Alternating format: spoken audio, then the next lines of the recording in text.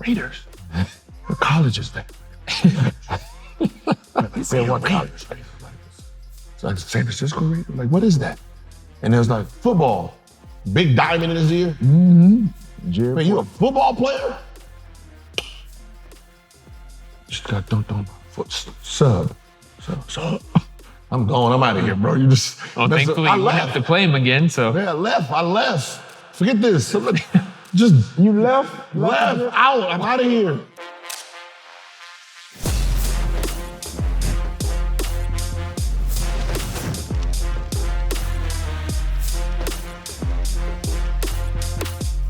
What's up, and welcome to No Chill with Gilbert Arenas. Right over there, it's Gilbert Arenas. I'm Mike Botticello, and today we have a Hall of Famer on, Gil. And there are two guys here with six packs, so we can say that. We have the one and only Terrell Owens. We got our popcorn ready today. Yeah, I figure we're just gonna tuck mine in. Fitness goals. It's all good. But this is great. I mean, you consider yourself a hooper, right? Yeah, I do You're appreciate you guys having me. Absolutely. Yeah, I do consider myself a hooper. Not to this level of status, but again, like I had a love and passion for it in high school. I got obviously recruited to play football at UT Chattanooga after my freshman year because the coach at that time, he wouldn't allow any guys that he recruited or whatever to play any other sports. So he ended up getting fired after our freshman year. So the next coach came in. I asked him if I could walk on the basketball team. So yes, I walked on the basketball team with a couple of guys from the football team and obviously on campus. And I ended up making it. And I played 3 years. I gotta think, okay, there's some crossover here, first of all, because Gil, I don't know if he's ever told you this, will tell you he was Michael Vick before there was Michael Vick when he played football. Oh, yeah. That was nice. This is the first time I've... No, yeah, I played Pop Warner here. Breaking news. It's not super public information. No. So I played here, East Valley Trojans. What's happening? East Valley Trojans. Yeah, I was one of those selfish quarterbacks. Real selfish. My team was terrible. So like your basketball career. No, I was worse than that. I was worse than that. Ball dominant. I was ball dominant. It was basically hike. We didn't have no receivers. Hike, fake, run. If nobody's open. No. I was told never to try to pass the ball. It was one of those, how like in Pop Warner, if you just got one great athlete, you're good. Giving the ball. And I was him. So it was like receiver, we didn't have a quarterback throwing me, so I couldn't throw it. Running back, they would skip. So I just did it all. Yeah, you was one of those all-world guys. And then what ended up happening one day, it was one of those quarterback sneaks up the middle, and his name was Dijon Lee. He hit my helmet off. And I woke up a basketball player, is basically what I'm saying. I woke up a basketball player. And I think I was retired after that. That's exactly how it happens because of contact. Not everybody's on that. No. I didn't mind contact. This was a whole different level of contact. Yeah, there's contact and there's hits. Yeah, what I'm saying is I woke up and it was, my dad was like, yeah, you know what? We're just gonna stick to football. Because what happened was, right. And it was one of those, watch out. It was already watch out for him because this is what this man does. He knocks the helmet off. Right. And he got me, and I quit. I think when you get to a certain level, maybe it's college, like you get to the college level and athletes separate more, and you see that a football player has a definite difference in mindset compared to a basketball player. Like, so at Arizona, say, right? Yeah. It's just different. You recognize like that, you gotta have a different energy, right, to be a football player. Yeah, it's just a mentality, and then I think obviously, there's a stigma of basketball players being soft or what have you. That's the stigma. But again, obviously there's a mentality, like I said, playing football versus playing basketball. And then, like I said, you have some guys that try to, transition, and you typically know when there's like a football player that can actually hoop. Mm-hmm. You can just tell the physicality and what they bring, that toughness that they bring to the game. Yeah, even in the AAU level, you can actually tell which kids play dual sports. Right. You can see it early. They got their fast twitch muscles, the way they drive and hit the hole, the way they move laterally. Yeah, you can tell. You're like, okay, he plays football too, right? Right. That's a quarterback. That's a running back. You can really see it because the kids just move different. They move faster, physical, they play harder. I mean, you can just, and it's like, ugh. Well, even contact, because basketball is a contact sport. Even more, I feel like more so now, because guys look for that and try to initiate it more than they ever did. And I think 80s guys were avoiding it, and that's when they would lay you out. And they knew you were soft. Well, back in the 80s, 90s, I would say it's more of a contact. Basketball is more of a contact. It's a ticky-tack sport right now. Oh, yeah. Now, it's the contact is different. It's the same contact, but then the defense created the contact. So it was basically, you go in and we're trying to hit you. Now the offense is like, all right, taking advantage of let the me rule. take advantage of, you can't hit me, so let me create the contact. When you touch me, then I'm flopping. Right. Well, I guess well, thank you for it, because it was around your time, your era. You were the guys that looked at the rules. It was the rules. Right. So I'm going to take. I don't want to take advantage of what's happening now, but me and D-Wade changed the rule of referees. I mean, of the defense can jump straight up. See, back then there was no vertical rule. Right. Back then, if you're inside that lane, you was illegal defense. So basically, we just torpedoed into the Shaquilles and the Chris Webbers and all those bigs for being inside that circle. Right. So, because I'd rather jump into him, less contact, versus me jumping straight up and him just bulldozing three, because you didn't want those 2 fouls from him. So once that rule changed, it became a whole nother game. So now it became just outsmarting. I don't want to be defended by an aggressive defender, so I'm gonna go and start pulling all of that, and then manipulating, and then Devin Henderson. Then he became really aggressive with it, and then from there just carried over. I think in basketball that happened. In football, it's pass interference, where they'll actually, it's a play where we'll just throw it up because we know they're going to go downfield. There's going to be contact, and we're just going to take that flag and we'll get the field position. Yeah, that's just how you use the rules. That's the way it is now, anyway.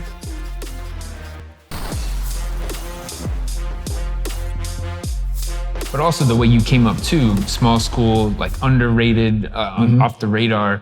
I think that just dedication that you had probably at some point clicked with along with the physical tools. Well, yeah, honestly, like I said, not really playing in high school. Not really. I played. I mean, my freshman year, I didn't really play much. I didn't really start making a mark in college until like my sophomore year. I scored 4 touchdowns against the defending champions in the season, early on in the season, and then I progressively got better.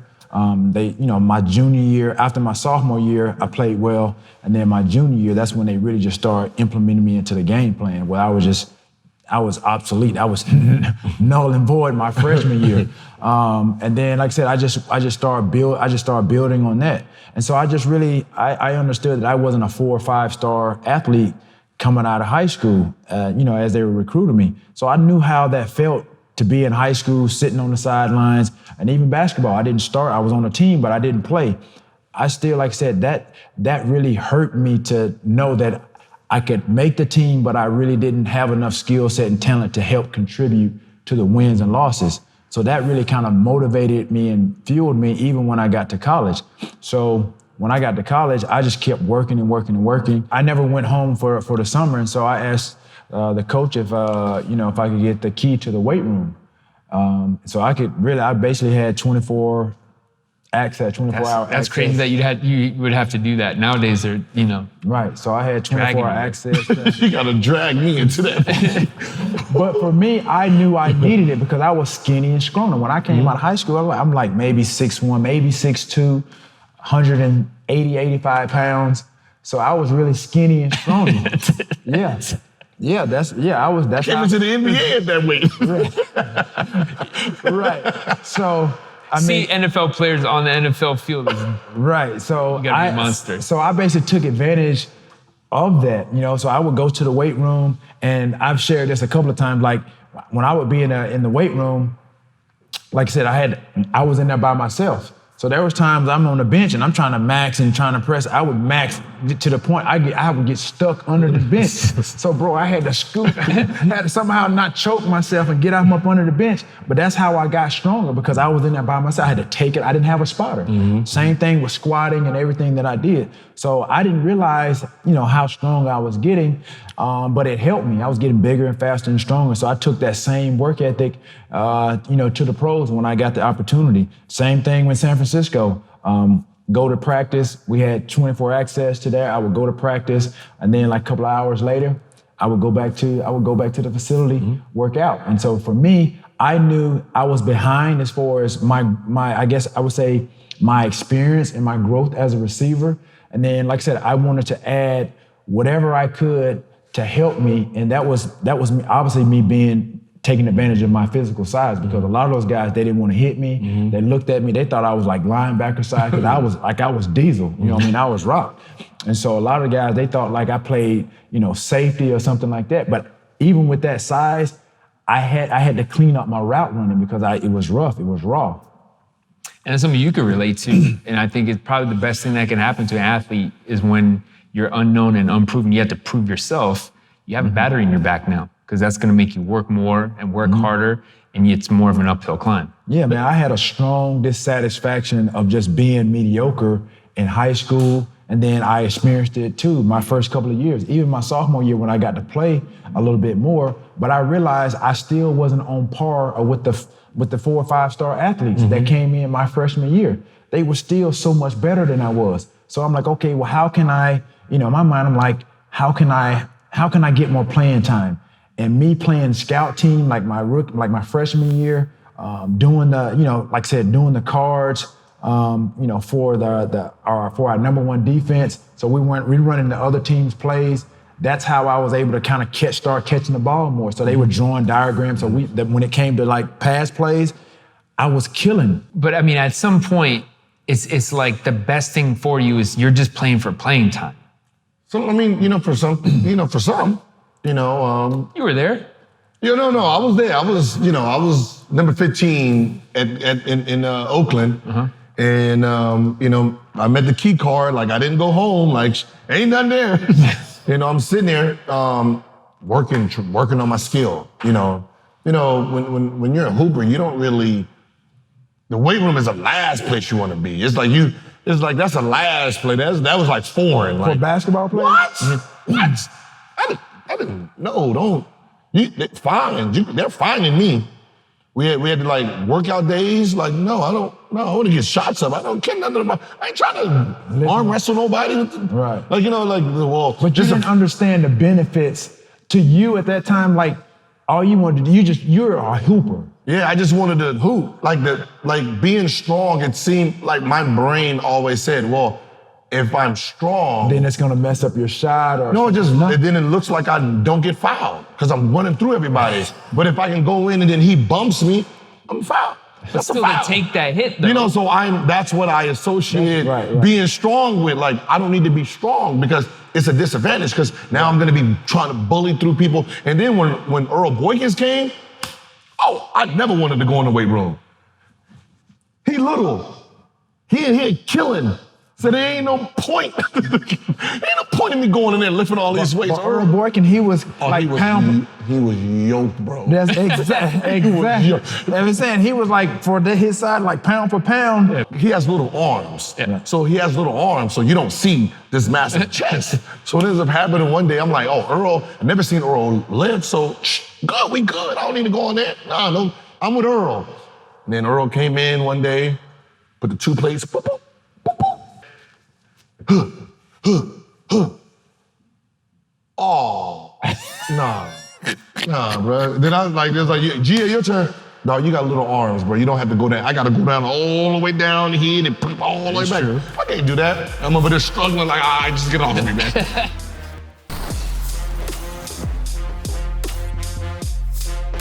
For me, like now, guys are more so into the weight room because they understand that's going to help as the season rolls through, progresses. It's going to help with the wear and tear, the bumps and, bumping and grinding in there. You weren't really trying to do all of that. I'm not trying to feel none of that. Like, I couldn't do 10 push-ups At one given time, oh no, them hurt. 10, 20, oh bro. It's like gym class. But Like that, grade. if you wanted to punish me, it's like, all right, GA, we're gonna do like 4 sets of 20 push-ups. Like, how much you need? I'll write the check right now. You hate and envy guys like this because they're so talented, they're so gifted.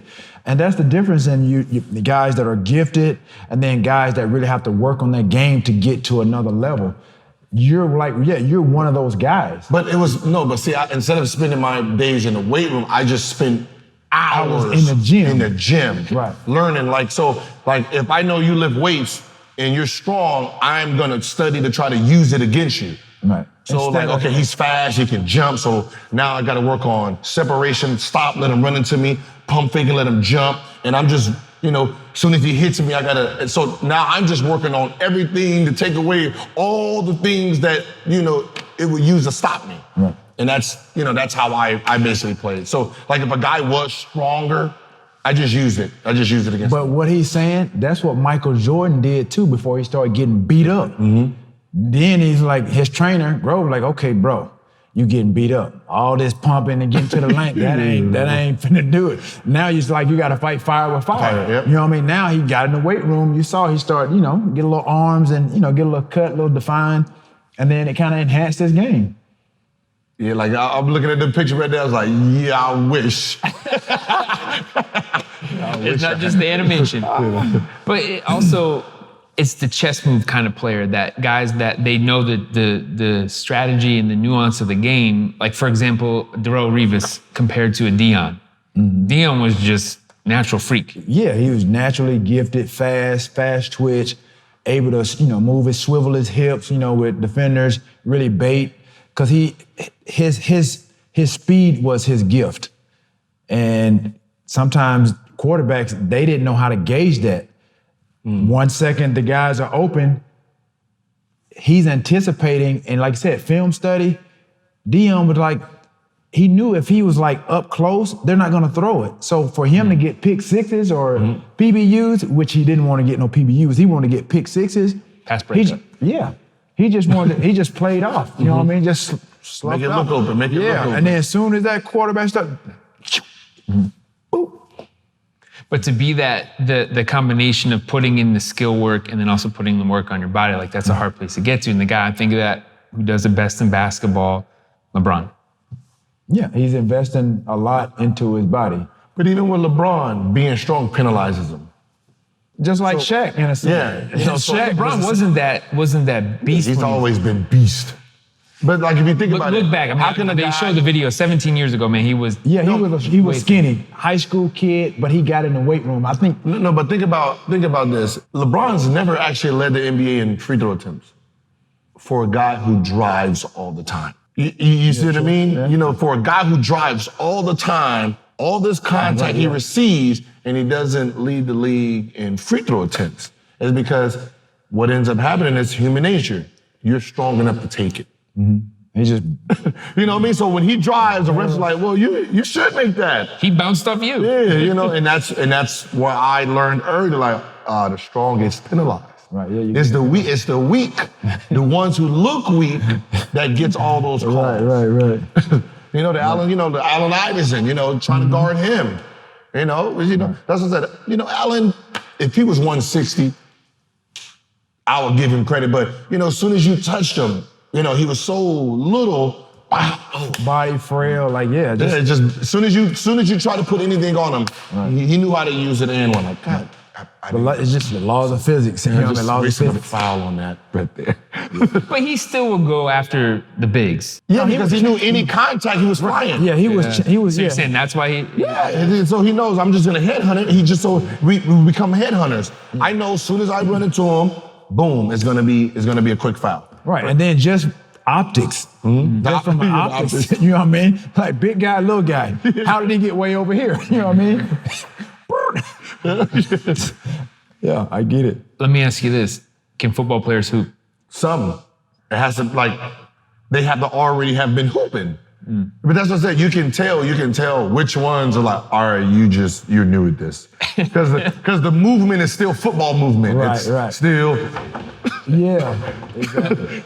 There's no fluidity. But you can tell like a football player who actually plays basketball because it's free moving, and really does that help you on because you trained in basketball and you know the free moving style? Does it help you on the field? Yeah, in a sense. Because like I said, when you're playing defense on somebody or you got the ball, you're on offense. You're trying to get beyond the defender. So for me, when I'm playing receiver, it's like I got the ball. So I'm trying to get beyond this guy. So I basically use the goal line as the basket.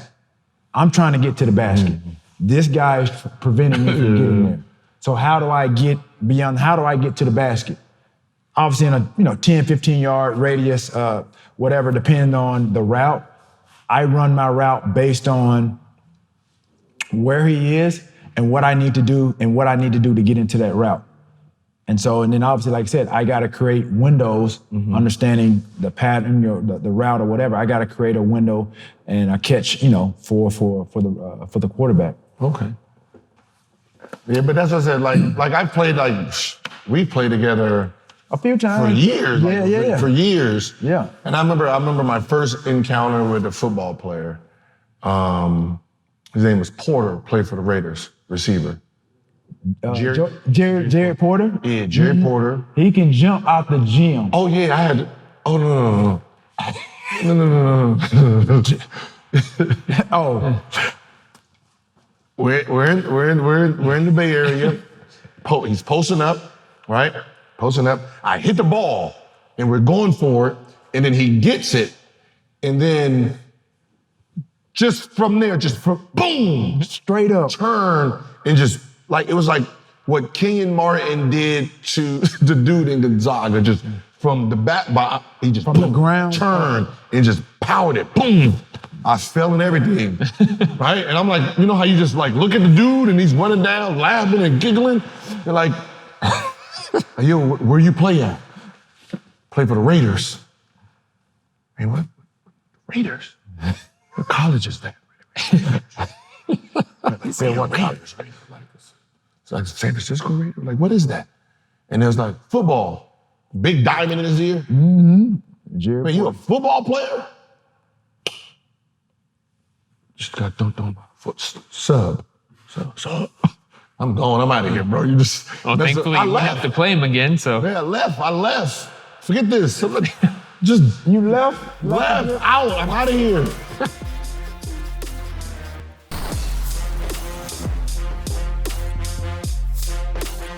I think that's the thing about football players. They have all that athleticism, verticals all for days on guys, speed, conditioning already.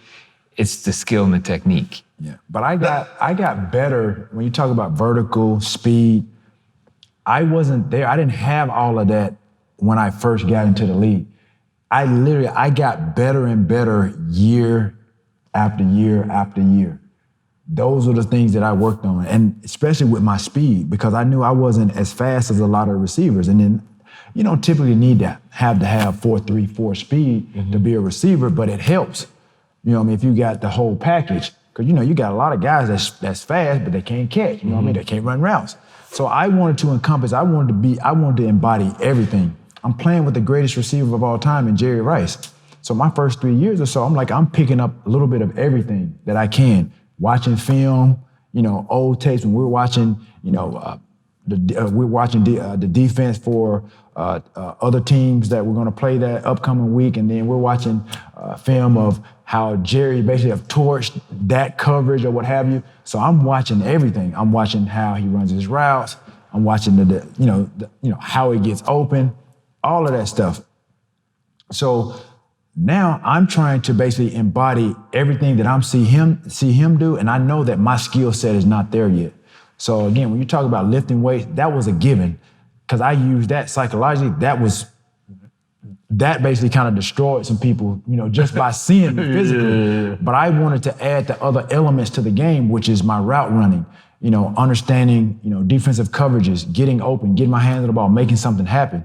So when I saw Jerry do all that, like I said, I wanted to possess everything that he had, but I didn't have that initially. So I basically tried to work on all of that stuff in the offseason. And so my trainer, after I got my trainer in 99, 2000, after that season, every year, like I said, he would watch film and see something that he felt like I needed to improve on. Fast forward, go into training camp. We go to Rockland. That's where we were initially for the first maybe couple of weeks, and then we go back to our facility. And so Steve Young, I ran, a square out. So Steve Young threw the ball or whatever, and so I came back, and he pulled me to the side. He goes, man, he said, did you get faster? He said, did you get faster over the summer? And I said, I've been working on my speed. And so that basically showed me and told me too how cerebral Steve was to notice that I had gotten faster. Because like I said, he's now my 4th year. He's thrown to me for 4 years now. You got to think about, he's not only throwing to me, he's throwing to JJ, he's throwing to Jerry, he's throwing to Brent Jones. So he has that time clock in his head based on who he's throwing to, of how fast he needs to get the ball out based on what he sees. And so obviously me running that route, it was something that showed him like, I got out of my route quicker than normal than he's been throwing to over the last few years. And so that's when I knew, I'm like, okay, I'm getting fast. It's working. Yeah. Man, I never thought about that on the quarterback. Exactly. I didn't either. For what, the timing? Yeah, that you need all this timing for every single receiver. Right, because no two receivers run the same. But it's like a point guard. Everybody, like, I'm sure being a point guard, you got to deliver the ball different places for certain people. You have to give it, because some guys don't have hands, so you might have to just put it right on them. Or some shooters need it in their pocket. Or if you have like a receiver that you could just throw like a Iguodala, just throw it up. He's gonna go find it. Right, but that's a rarity though. So right, like Johnson, just throw it up. It makes more sense when you're talking about a shooter and where they need it to get the shot off. So somebody that handles the ball a lot, and you know where he's setting up in the corner or the wing or whatever, and you know he likes it right here, versus you throwing a bad pass. Now he got to collect himself and now put it over here. But if you put it right here, automatically, now he can just shoot it. Yeah, you're giving us too much credit. We don't. We don't need that way. But we don't need to be that precise. Right. But it helps. No, you don't need to. Because if I can mess up a pass at you, and then you can create. I can't be the quarterback if I'm off on the timing. That's just a play. Right. If you overrun what I'm thinking, you got faster and I didn't realize, and I throw it to your old speed. Right. Now, I've overrun. That's okay. In basketball, I can. Oh, my bad, and then give it to you. He's like, I don't need you anyway. There's the guys that combine athleticism and the work, and they're really perfectionists. So I'm thinking of Jerry in particular. Yep, perfectionist. So how do you compare that in the football space to in basketball? It's harder to coordinate all that. I'm thinking of like a Kobe. I was going to say, wanting to be a perfectionist, using, like I said, Kobe used obviously MJ as a blueprint to get where he is. So he basically modeled his game, with MJ. And so when you think about Jerry, I don't think he had anybody that he modeled. Like, he's been the standard and for guys like myself. He set the bar for, guys like me and guys that has come, after that, after him, to be able to go out and do the things that we do. So Jerry, he went out to be the great, like that was his whole mindset, to be the greatest receiver of all time. And he said it started back, when he was young as a kid. His dad throwing him, working with his dad throwing him bricks, catching with his hands, things of that nature. Like for me, I never thought of football that way. That was never really my aspirations or any dreams to play football. I think everything that has happened and that I've achieved, it just kind of unfolded. I took full advantage of a lot of opportunities. But like I said, it didn't hurt at all just to have him to model somewhat of my game after. But I realized, after 3 years learning from him, and then, I had coaches like, you can probably be the next Jerry Rice, or you can be just like him. But then I had to be a realist too, because like I said, my development as a receiver was nowhere close to where he was at that time. So I basically just had to listen to the coaches, have them help me, groom me, and things just kind of just happened after that.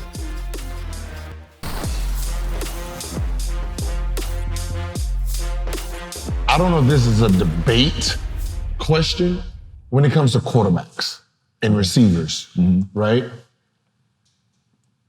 Can there be a great can there be a Charles Barkley and a Patrick Ewing where they're great but didn't have a great team to become a champion?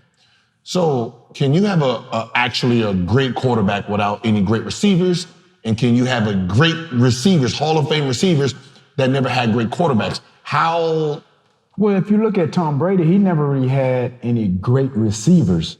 He had some pedestrian type guys, especially after some of the guys like Troy Brown and most notable like Aaron Gonzalez. Is that his name? Aaron Hernandez. Guys like that. But then just think about over the years, he had guys like Julian Edelman. Then he had Gronk. But then when he didn't have those guys, he had guys like Chris Hogan, some guys you never really heard of. But they were able to win games and win championship with these guys because of Tom's greatness. How about on the receiving side? Can a receiver be great without a quarterback? Well, I'll say this real quick about Tom. He had Randy for that. Yeah, for that 1 year. Right. And they didn't win the Super Bowl. And they were damn close. But the thing is, comparison, I would say like Chris Paul. Like if you put him with good players, think of who he is, but without, he could still create. Is that the way to connect it? Yeah.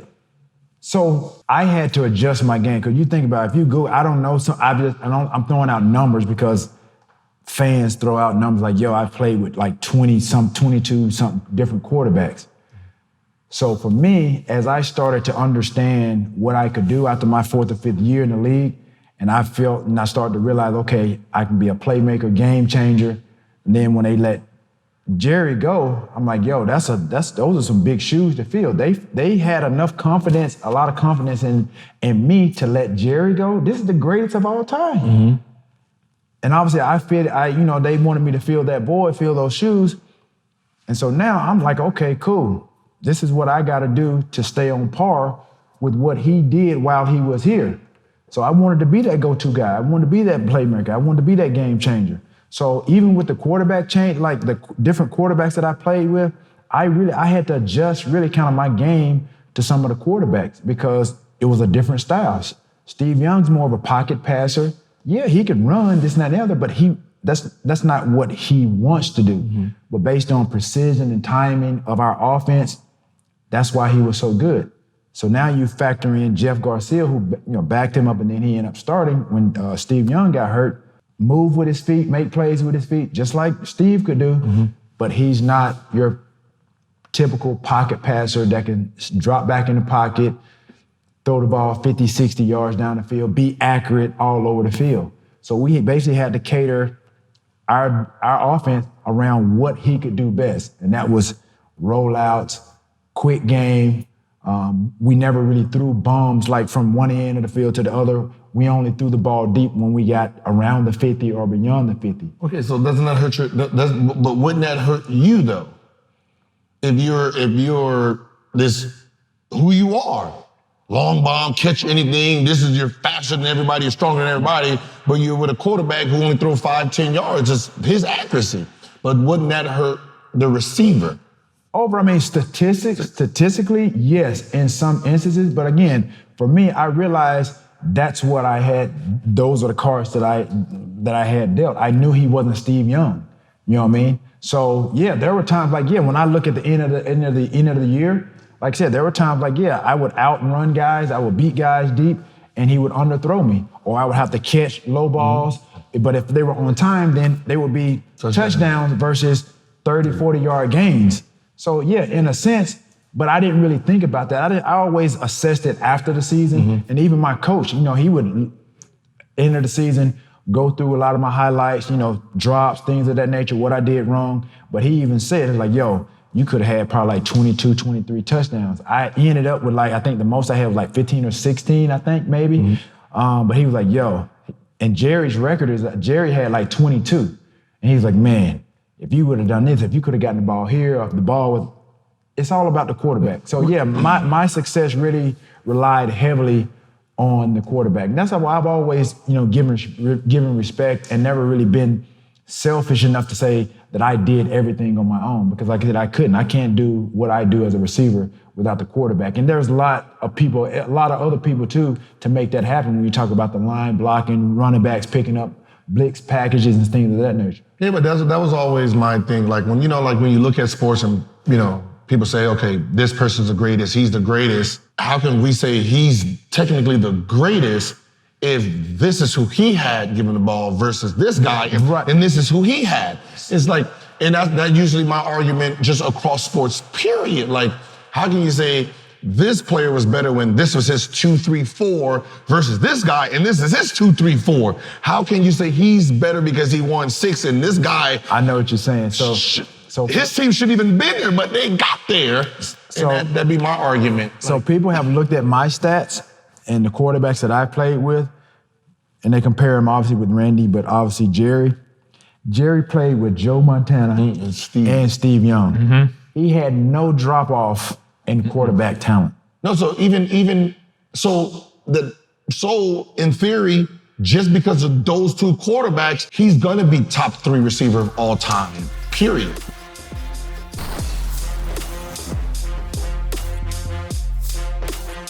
All right, Gil, you know what time it is. It's time when we turn the tables. T's gonna ask you a question. It's time for Ask Agent Zero.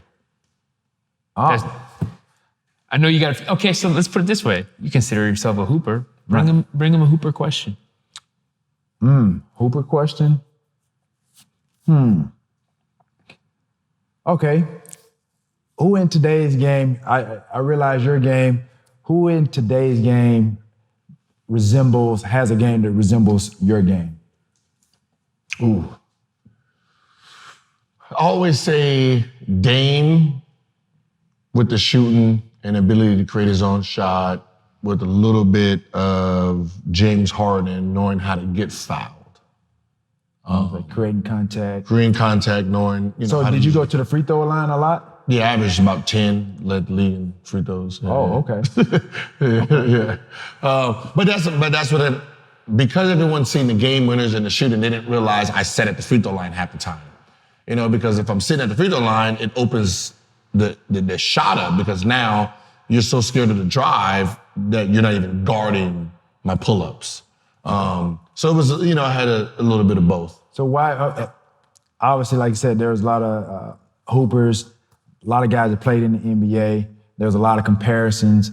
Why do you think that your name is not brought up in conversations as like, some of the top, based on what you did in the league? Because you were dropping 50, 60, like Curry and them has been doing, but nobody really thinks about that. Do you think it's because they didn't watch, or you were in a market where people didn't see you, or you feel like your career was cut short because of injury? The cut short part, but I think success, winning comes with, So you were putting up the numbers, but you weren't winning. I wasn't winning, so it was still this. He has a lot of numbers, but there's no. So what ends up happening is, I said I opened the market for the Currys, the Dames, the Westbrook style of that point guard being a dominant scorer, but Curry established it because he won. He won being a scoring guard first. And the fact that he won, it became, all right, this is not just a hybrid player. This is a point guard, and we're gonna put this point guard numbers up against passing numbers. Right. So now, now someone like Steph, his numbers trumps in the scoring categories and all these categories over all these point guards who wasn't scoring, and they were just trying to get the team involved. So like I seen something today that said Curry is king of the turnaround. And I agree, even though I'm the guy who started it. The turnaround shot, walk away, the king of walk. Okay. Like, shoot and just walk away. Yeah. His was you shot a turnaround before you knew it. But I did it a couple of times. So I started it. He mastered it. So he is the king of it. He just takes off, runs down the floor. Yeah, he's the king of it. I gave the idea, but he took it to a whole nother level. So I can't put claim to something. You can. You did it first. I did it first, but he did it better. He did it a lot better. And at a different time, too. Like, I did it on game winners. He hasn't done it on game winners. He did it. He's done it throughout the game. Curry, that's a challenge right there. It ain't even no challenge. Yeah, it is, because you got to do it on a game winner. It's one thing to do it in the course of the game and flow of the game, but to do it on a game winner, that's on another level. But he's done it 100 times. I get that, but on a game winner, that's on another level. Well, I'll argue for him. The fact that they beat... I'm not taking anything away the fact that they were beating people and he was sitting down in third quarters, he never really had chances to do it for the game. True. I'll argue for him on that one. He was beating everybody's ass, so he didn't really have to. Right. But I think that's the reason that I get lost in the shuffle, is because when I was doing it, there was no real reference, because Baron Davis was a point guard who can score, but he was not a point guard. Yeah, he could. Then they gave Marbury, they just stamped him with ball hog, the ball hog stamp. Then you had Steve Francis, who was the next hybrid. Yeah, he could. But he wasn't just the assassin scorer. He was more of the highlight reel. So he was that flashy guard that came in and put people in the seats. Right, yeah. I came in straight assassin mode. Like, it was just, I'm here to try to score 30 every game. Right. I don't know about all that other stuff. I'm gonna go. You straight shoot. So what ends up happening is, and then once I fall off, then you got the Currys, the Dames. But that's why Dame doesn't get the same credit, because Dame hasn't won that championship. And that's why Curry gets the head, because he's a champ, he's an MVP. So because of the status came with it, that's where, but he opens it up for the Trae Youngs and everyone else too. So, it's like that. There's always someone who has to open it up. Even if I don't get crowned for it, it don't even matter. I get to enjoy.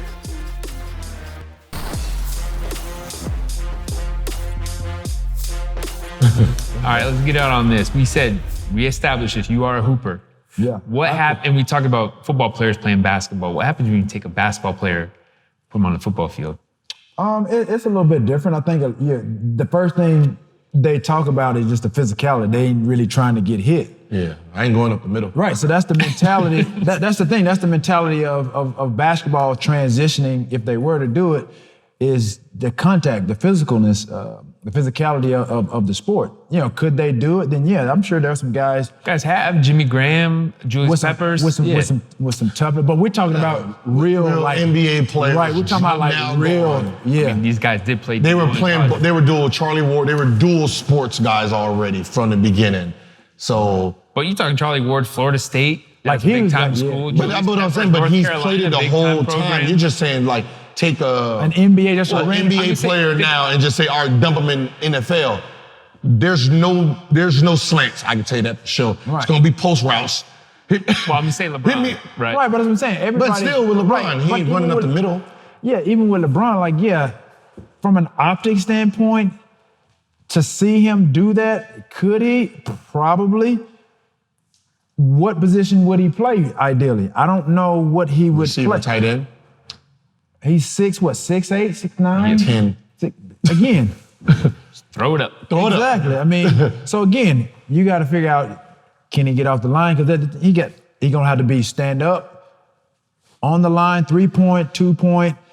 Again, route running, that all factors into him being successful. Yeah. Our football in here is not this shit we see on TV. Yeah. Ours is throw this shit up there, and I'm gonna just out jump. Right, flag football. There's no don't touch me. Flag football is equivalent to like pickup, recreation, pickup. And that's what said. That's our style of what football is. Right. Then you put under the whistle, referees, actually guys. I mean, it's a different animal. Like if I'm on a what's the name, you gotta remember. Our ideal football is like, he's right there, and then I'm gonna just run. He ain't gonna touch me, you don't touch me. Right, exactly. Don't be doing all this shit here. We ain't trained for that. But it would be interesting to see. I mean, Hail Mary. Whether it was LeBron or anybody, but you think the guys that bring toughness to the NBA, to the NBA game, could they basically bring that to football and play the actual game? Matt Barnes was a football player. Nate. Nate Robinson was a football player. I wish, AI was a football player. Yeah, I saw that. LeBron played in high LeBron was a school. football. I think Westbrook probably played football too. Now he's somebody that I feel like he could transition. Yeah, like Westbrook. He seems like somebody that could transition from NBA to football real quick. He could do anything pretty much. Yeah, that's what I said. He has that. Now he has that mentality. He has that motor, like everything. That aggressive. I think that's what it is. I think I already know what kind of football player I would have been. Like I would have been like to the details. I would have been detailed, but I would have been my receiving would have been more like a quarterback style. Catch and drop. What's happening? Catch on the flow. Tag me. Here we go. So Check it. Out of bounds. 10 yards. Get out of bounds. Like Marvin Harrison used to do, catch and. Yeah. Don't hit me. I don't need no hits. You ain't got to prove nothing to me. you got a touchdown though. You ain't got to prove nothing to me. I don't need no extra yards. Right. I think that's what it is. I think that's what we figured out, that everyone on that football field is a dog. Not everybody on that basketball court is a dog. Right. But when you have a couple of dogs, that does bode well for basketball teams. It does help. Especially in the stretch of the playoffs, for real. You got a basketball like your Jimmy team. Butlers and stuff, like, yeah. That's another guy that could transition to football. Yeah, I think, yeah. It's more of a mind. Y'all just psychopaths. Like, y'all wake up just wanting to hit and get hit. Like, but that's the thing is, like, I had to really develop the toughness that I did, because I remember in junior high school, bro, I used to be scared to play football. Like, I didn't even play on the offensive side. I was so skinny, scrawny. They didn't even, my helmet was, I had on the smallest pads, even in high school, my freshman year in high school, I had on the smallest pads that they had. And it looked like double X on me. When I show people, I had to show my son, I'm like, yo, just trying to help him with where he is mentally and trying to motivate him, inspire him to be, play receiver. I'm like, yo, I wasn't always this size. What you've seen over the course of the year, you see highlights, I wasn't this way. I had to go back, had my mom to send me pictures and show him what I looked like as a freshman. Sophomore, junior, I was skinny, scrawny. Bro, didn't have a clue. Like I said, you had the drive. You were into it. Desire, dedication, and discipline. That's what it did for me. I'm prototype 81. You know what I mean? Prototype 81. There it is. Yep. Prototype 0. Prototype 0 without the dedication of the rehab. Oh, if only. Well, thanks for coming on. Man, again. appreciate it. Thank you, babe. And also be sure to catch the Get Your Popcorn Ready podcast. Get your popcorn ready. Absolutely. Title, of and course. Shameless plug, get my wine, 81, go to 81vino.com. 81vino.com. Yep. There it is. For Gilbert Arenas, I'm Mike Botticello. Remember, you can catch No Chill with Gilbert Arenas every Monday night, 8 p.m. Eastern on the Fubo Sports Network. And we'll see you next time.